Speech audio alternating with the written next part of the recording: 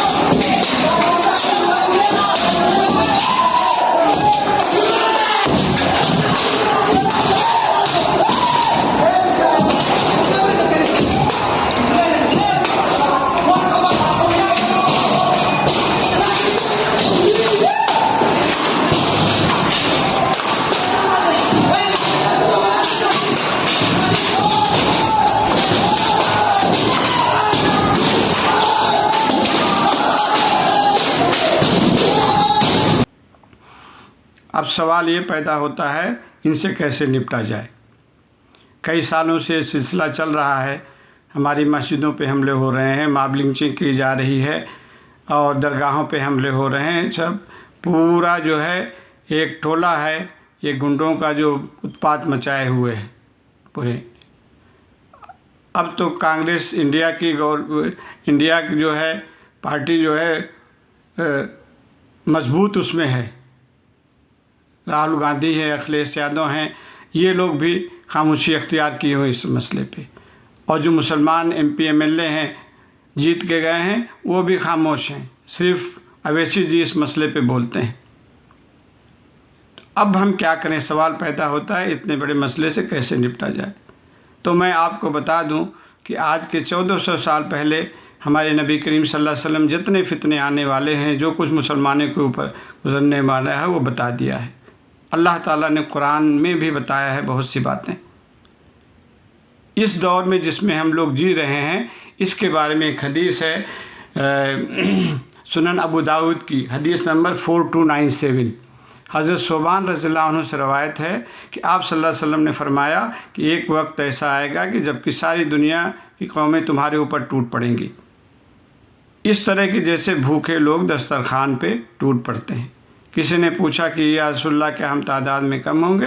تو آپ نے کہا بل انتم کثیر، اس وقت تمہاری تعداد بہت زیادہ ہوگی، لیکن دشمنوں کے دلوں سے جو ہے تمہارا خوف نکل جائے گا اور تمہارے دلوں میں وہن آ جائے گا۔ پھر کسی صحابی نے پوچھا وہن کیا چیز ہے رسول اللہ؟ تو آپ نے فرمایا کہ حب الدنیا و کراہت الموت، دنیا کی محبت تمہارے دلوں میں پیدا ہو جائے گی اور موت سے ڈرنے لگو گی۔ تو یہ حدیث اس طرف اشارہ کرتی ہے کہ ہم اپنے دلوں سے دنیا کی محبت نکالیں۔ آج جو ہے مال کے پیچھے بھاگ رہے ہیں، پیسہ پیسہ ہے، پیسہ ہے، پیسہ، اس کو دل سے نکالیں، دنیا کی محبت نکالیں اور اللہ رسول کی محبت پیدا کر دیں۔ میں یہ نہیں کہتا کہ یہ بچوں کو چھوڑ دیجئے، کمانا چھوڑ دیجئے، بالکل نہیں، لیکن حرام حلال کی تمیز کے ساتھ۔ آج کتنے مسلمان بھی رشوت لینے لگے ہیں، کتنے مسلمان حرام مال کمانے لگے ہیں، اور موت کا ڈر مرنا تو ہے، ایک دن موت آنی ہے، تو بہادری سے کیوں نہ شہید ہوا جائے۔ یہ جب حملے ہوتے ہیں تو مسلمان کیوں گھروں میں جا کے دبک جاتے ہیں، بیٹھ جاتے ہیں؟ بہادری جو ہے مسلمان کی صفات تھی، ہم الحمدللہ مسلمان ہیں ہم لوگ، لیکن جو ایک کوالٹی ہوتی تھی مسلمان کی، بہادری اس میں بہت بڑی کوالٹی تھی۔ آج وہ کوالٹی ختم ہو گئی مسلمانوں کی، 90% لوگ مسلمان نماز نہیں پڑھتے، بہت سی برائیاں آ گئی ہیں۔ ہم توبہ کر کے اللہ کے دین کی طرف آئیں، بس ایک ہی طریقہ ہے اب، اور کوئی جو ہے راستہ نہیں ہے۔ اللہ تعالیٰ بہادر مسلمانوں کو پسند کرتا ہے، پلپلے مسلمانوں کو پسند نہیں کرتا۔ ہماری تاریخ بہادری سے بھری ہوئی ہے۔ دست و دست ہیں دریا بھی نہ چھوڑے ہم نے، بحر ظلمات میں دوڑا دیے گھوڑے ہم نے۔ عقبہ بن نافع جو تھے وہ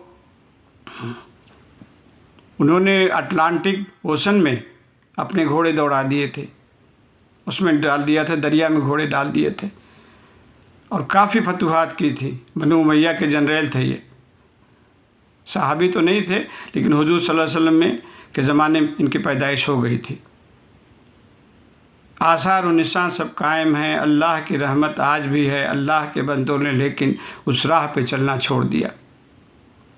ہم کوئی بھی موقع آئے بس اتنا کریں کہ اللہ کو یاد کر لیں، اللہ کو مدد کے لیے پکاریں گے تو فوراً اللہ کی مدد آئے گی۔